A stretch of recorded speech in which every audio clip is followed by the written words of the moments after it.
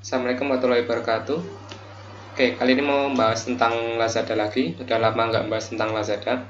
Ya, di Lazada baru ngeluarin fitur baru ya, namanya Assortment Growth. Jadi fitur ini ada di bagian Growth Center.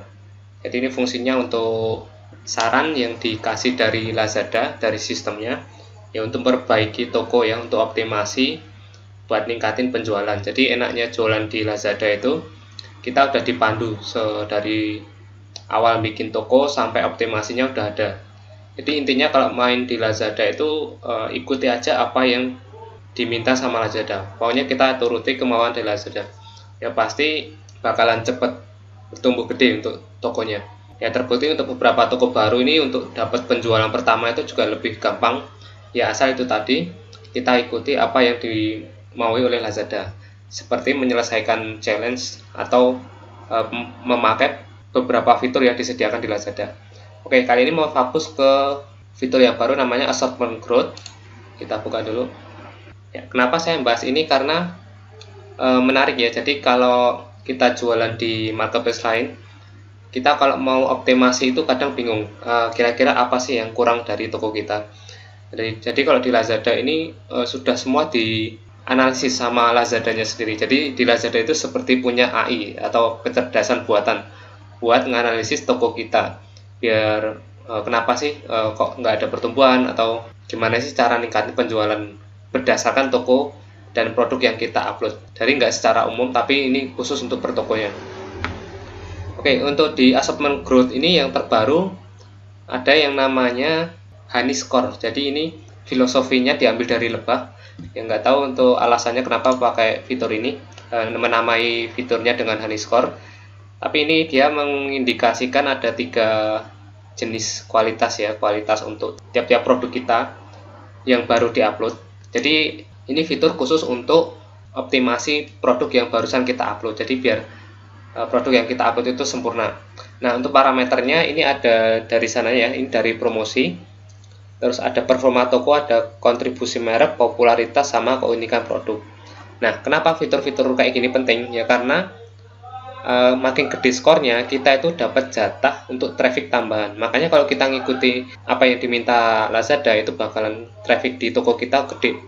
Tanpa kita harus promosi gencar ya, seperti marketplace lain yang harus promo berbayar. Kalau di Lazada kan rata-rata gratis, kecuali yang produk bersponsor.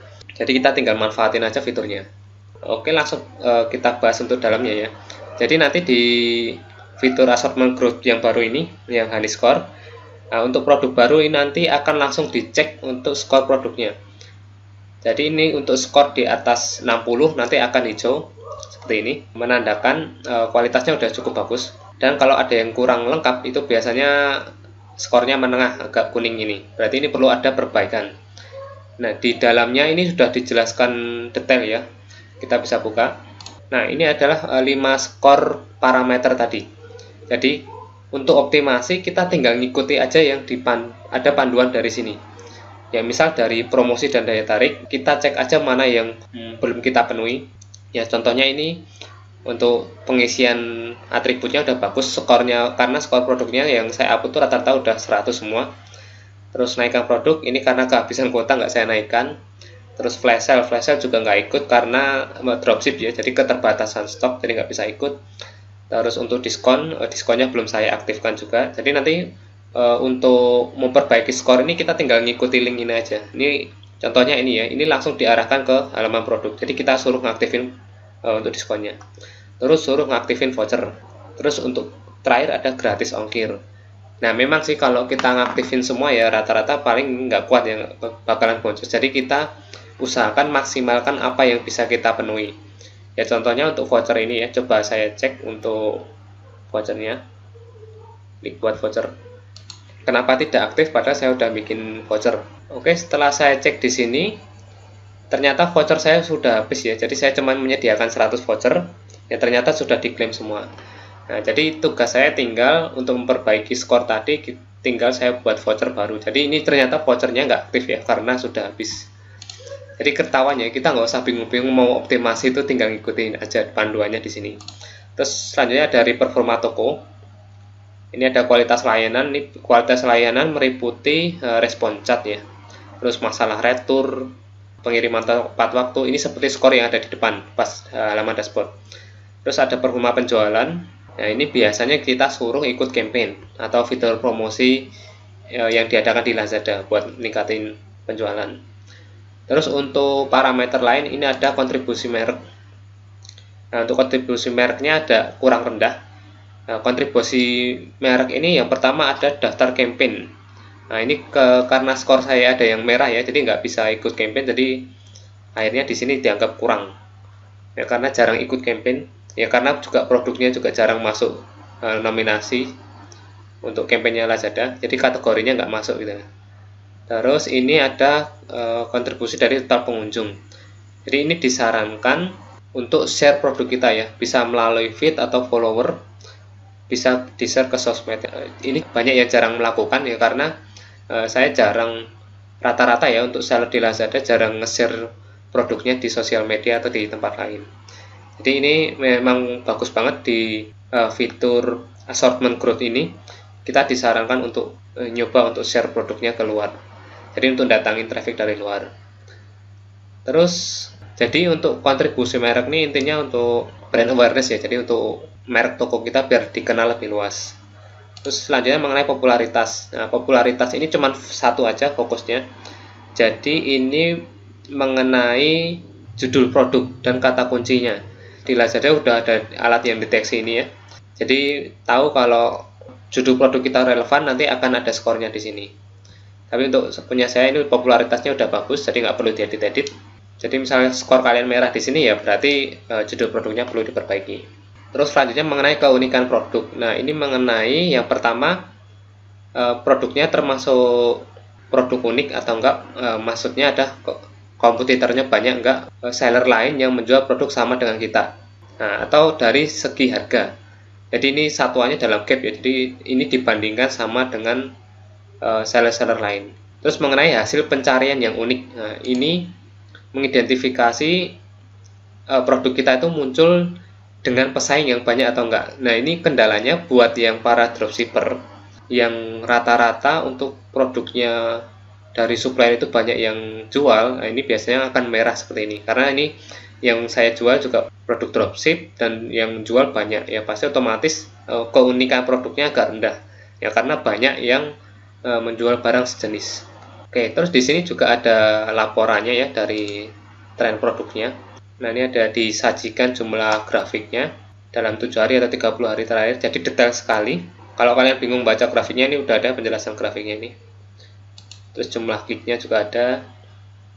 Nah, kalau kita baca grafik di sini biasanya masalah kalau foto produk kita kurang menarik, biasanya tingkat kliknya rendah. Jadi perlu perbaikan.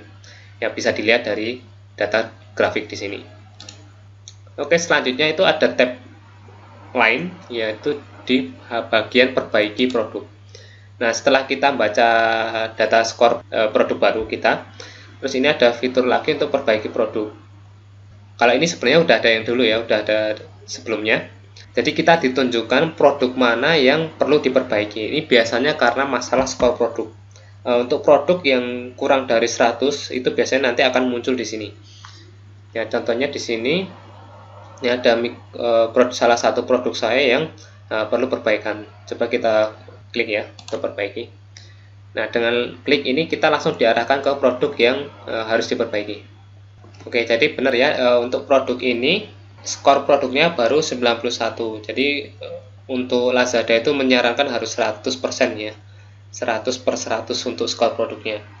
Dan kalau kalian bingung bagian mana yang perlu diperbaiki, tinggal klik di bagian informasi ini, di bagian sebelah skor produk. Ini ditunjukkan mana yang harus dipenuhi. Contohnya ini ya, ini belum dicentang. Jadi ini masalah atribut yang belum diisi. Ya, oke, untuk atributnya berada di sini. Ya, jadi tinggal kita cek aja mana yang belum diisi. Ini karena produknya mic ya. Oh, ternyata untuk konektivitasnya belum saya isi. Jadi ini karena versi kabel ya, contohnya ini. Karena pakai kabel, oh ternyata belum diisi. Saya klik di sini. Oke, maka skornya berubah jadi 100/100. Oke, maka ini udah sempurna. Tinggal kita submit lagi. Oke, udah selesai. Coba kita refresh. Oke, maka produk yang tadi yang harus diperbaiki sudah hilang ya. Ya, tinggal kita melengkapi untuk produk-produk yang lain. Ini tinggal diselesaikan semua.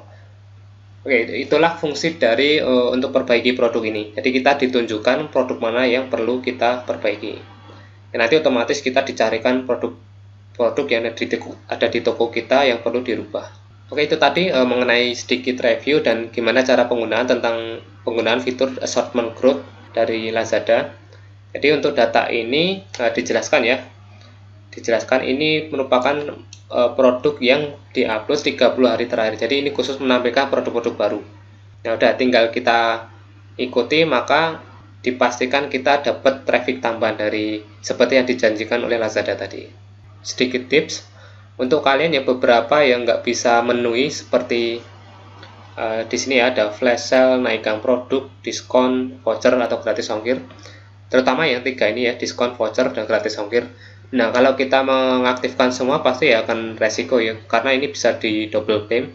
Ya, makanya untuk sebagai tips, kalian kalau jualan di Lazada jangan terlalu mepet, karena kita harus minimal harus ngaktifin beberapa fitur ini. Nah, saya sarankan untuk diskon itu juga nggak perlu tinggi-tinggi ya. Misal kita jualan produk senilai 100 ribuan, ya kita cukup ngasih diskon senilai 2000 aja, senilai 2000 rupiah.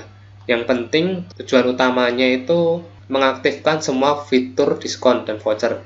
Nah, karena untuk pengalaman belanja ya, rata-rata untuk customer di Lazada itu lebih seneng mengklaim untuk voucher atau gratis ongkir seperti itu. Ya, kembali lagi ya untuk pengalaman belanja yang lebih menyenangkan ya, karena lebih seneng kalau bisa dapat voucher walaupun kecil seperti tadi. Dan untuk gratis ongkir, kalian nggak harus ngasih gratis ongkir yang full. Bisa dengan model subsidi aja. Jadi minimal belanjanya juga kita naikkan. Misal belanjanya senilai 300.000, maka dapat gratis ongkirnya senilai 10.000 aja. Itu model subsidi. Saya sarankan jangan melakukan setting free ongkir untuk benar-benar full gratis ongkir ya. Ya, karena nanti kalau ada yang order dari luar Jawa, kalian akan menanggung biaya ongkir yang tinggi atau gede. Kalau masih di Jabodetabek sih nggak masalahnya. Makanya kita perlu setting untuk gratis ongkirnya model subsidi. Bisa saya tunjukkan seperti ini. Nah, contohnya di sini untuk gratis ongkir saya set untuk subsidi ongkos kirimnya cuma 10.000 dan untuk belanjanya minimal 250.000. Jadi perlu diperhatikan ya, untuk setting ongkos kirim jangan yang pilih ini gratis ongkos kirim ya. Maka untuk semua ongkos kirim dari semua tujuan nanti akan gratis ongkos kirim. Ya, pastinya kalian akan boncos untuk kalau pembeli dari luar Jawa. Ya, makanya jangan lupa untuk setting untuk kondisinya minimal belanja dan subsidi ongkos kirim per transaksinya. Ya, biar kalian nggak terlalu rugi banyak ya, meskipun ambil profit nggak terlalu gede, kalian masih bisa ngasih voucher gratis ongkir. Oke, itu tadi untuk video penjelasan tentang fitur assortment growth di Lazada. Semoga bermanfaat. Silahkan buat yang belum subscribe, silahkan subscribe. Dan kalau mau ada yang ditanyakan, bisa tinggalkan di komen. Oke, terima kasih sudah menyimak sampai akhir. Assalamualaikum warahmatullahi wabarakatuh.